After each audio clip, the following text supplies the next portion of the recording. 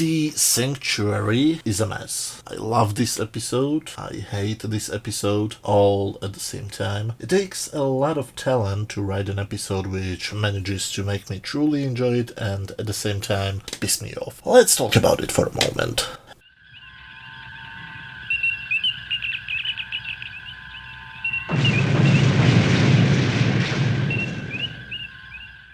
Hello friends, and welcome back to another video from my series Quick Thought Zone, in which I always talk about different stories from the rich Star Trek universe. A few weeks ago, CBS All Access in the USA and Netflix in the rest of the planet aired the next episode of Star Trek Discovery. It was called The Sanctuary, not to be confused with the Star Trek Deep Space Nine episode called Sanctuary, and these are my honest opinions about it. We start with Empress Jojo mistreating Dr. Hugh, who made a giant mistake in trying to find what is with her. She behaves horribly to him, and I don't truly understand why he doesn't simply let her die, exactly as she wants. Why do people pretend that she's a good person? She's a murderer, a tyrant, as other people call her, Space Hitler, psychopath. We have seen her murdering her own people just for the shits and giggles. We have seen her eating Kelpians. Can anybody please explain me why should we like her? The characters on the ship like her, there are people in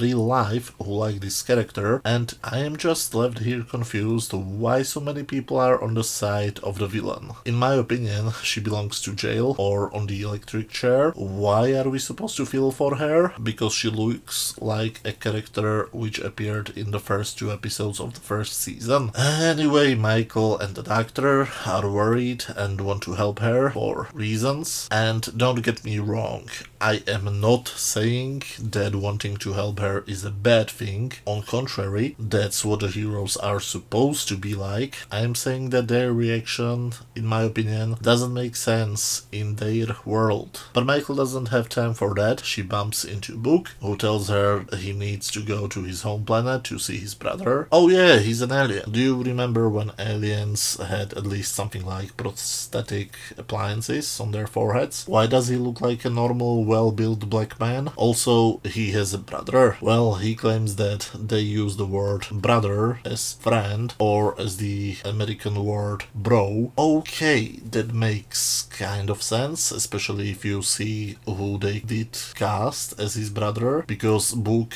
is a very dark-skinned man. His brother, however, looks more like a South American or kind of South European person. In other words, his skin is brighter than mine. So they're just friends, right? Well, they later talk about their father and grandfather, so I'm confused. If his brother is just a friend, are the father and grandfather his actual relatives, or are those also just some honorary titles? My brain hurts, and we only began. Now, I have not mentioned this character before because I had no clue that she will be a recurring character. Her name is Osaira. I hope I said it correctly. She is an Orion woman played by an actress who I think I know from somewhere, but her name doesn't really help me. Her organization is called the Emerald Chain, and they were always mentioned in the previous episodes. She was, for example, the owner of the junkyard where Book was held as a prisoner. Now she is threatening Book's home planet. His brother is a big shot there, and he was working for her. She gave them a repellent for their CGI animals, sea locusts or whatever they were called, but these creatures have now moved to the woods and are dangerous. And Osaira doesn't want to give them more of the repellent. Now, Michael does something weird. I expected her to jump ship and go to a wacky adventure, but no, she instead insists to talk with Captain Saru. Wow, who are you and what have you done to Michael? Does this character actually do something correct? Is this the end of the world? Saru and the couple talk to the Admiral, who, as I was told, is called Vance, and he agrees to send the Discovery there as simple observers. Wait, why do I feel like I'm watching Star Trek? Of course, when they jump to the planet, it's Book and Michael who go down there. They are captured by his brother and his man, and if you have seen any drama featuring two brothers or two best friends or a father-son story, you know exactly where this is going. Their story is a giant cliche. His brother is portrayed as the villain, and of course the brothers will fight, and the evil brother will have a change of heart and join his brother's side. This is the story which we have seen probably hundreds of times, and my happiness with this episode is very slowly turning into boredom. The blue Andorian guy suddenly demands to go to book. Oh yes, this is a character who exists. I have to admit, I couldn't even remember if he survived the previous episode or not. That's what an impact he made on me. But as we see, he's kind of important. Osira, the main villain, wants both him and Book. We see her in the beginning of the episode murdering her nephew because he left them to escape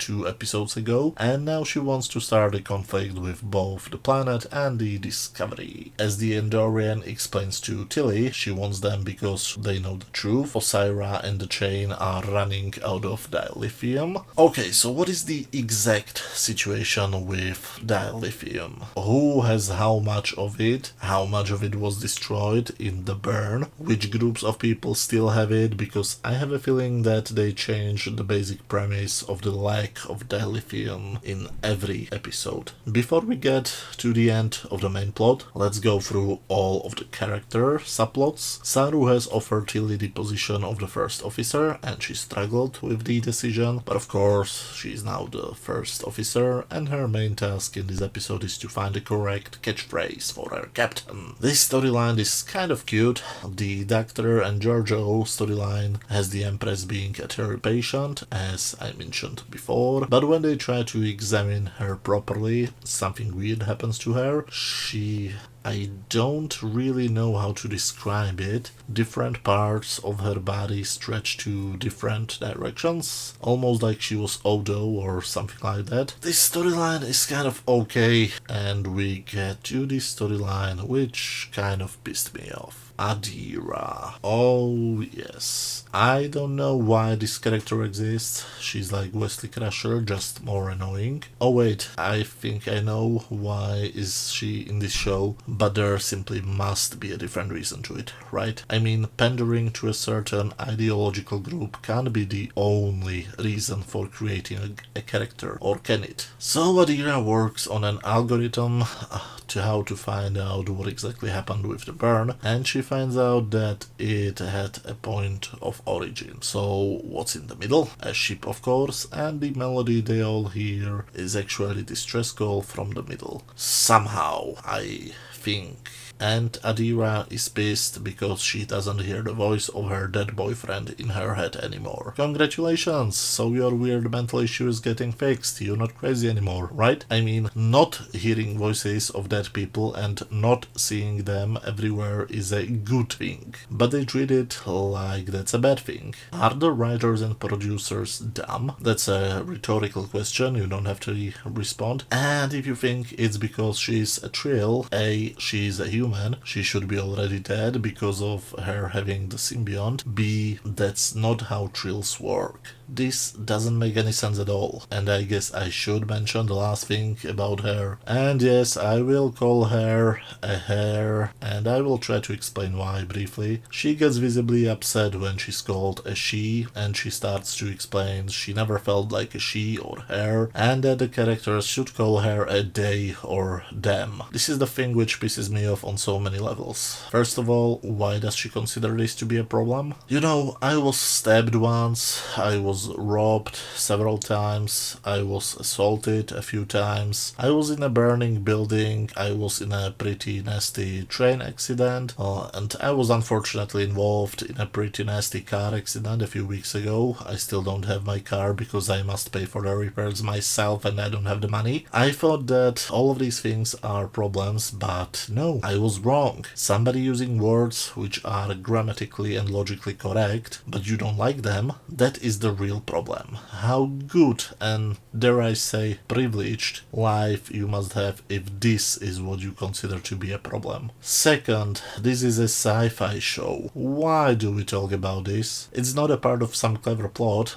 The plot simply stops to bash us over the head with the information that we should call this character they. Let's take a look, for example, at the Orville, the show which some people call the real Star Trek. In episode 1 we meet Bortus, and we learn that he's from a male-only species. The captain makes a joke about it, and we continue with the plot. Episode 2, I think, ends with Bortus laying an egg, so we see the fact that he's from a male-only species suddenly became a part of an interesting sci-fi premise. The next time we see Bortus and his egg, the baby hatches out of it and it's a girl. A girl in a male-only species is considered an abnormality, and we get a whole episode about the morals of a gender reassignment surgery. It started as a one-line joke, but it suddenly changed into a discussion about the rights of transgender people and if it's moral or not to perform these surgeries on a child, or if the correct decision is to wait when the child grows up into an adult and will be able to make his or her own decisions. And it also sparked a very funny social commentary about the relationships of men and women in general and their roles in the societies. And it was both thought-provoking and genuinely funny. Now, back to Discovery. A female character says that she never felt as a she and wants to be known as they, and the only way where it leads is that Stamets, who kind of became a creepy uncle to this girl, constantly repeats they and them like a teacher who wants to learn the children that 2 plus 2 equals 4. I find this truly insulting to everybody involved. Next point, this is the 32nd century. What makes the writers think that anybody will still care about pronouns or that they still use these pronouns? Language constantly evolves. Do you think that a person speaking English from the 12th century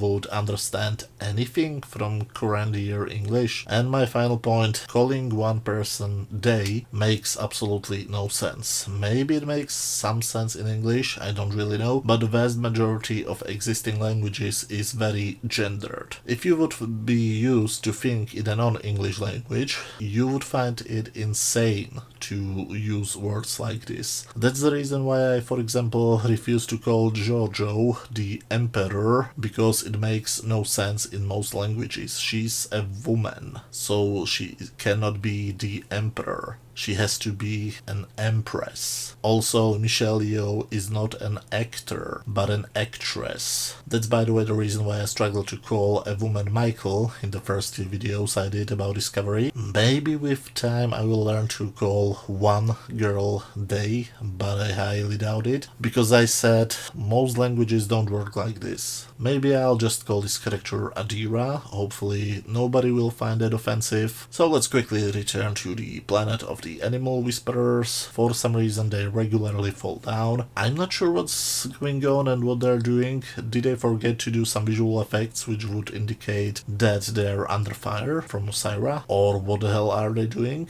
Anyway, the brothers join their forces and they simply ask the locusts to leave. And it works. That's a huge letdown. And we also are told that Booker is not his real name, but he chose it as a pseudonym. So he chose the name Booker, but he also chose to not use it, but to use Book instead. Why do I expect this to make sense? Anyway, on my standard scale from 0 to 10, where 0 is complete garbage, 10 is a masterpiece, and 5 is just average, I would give this episode 6 out of 10. Way too many dumb things, but also a lot of pretty entertaining things. Anyway, as always, these were just my opinions. Let me know what did you think about this episode. Did you love it, hate it, or do you agree with my above average rating? Let me know down in the comment section, and see you soon with another video.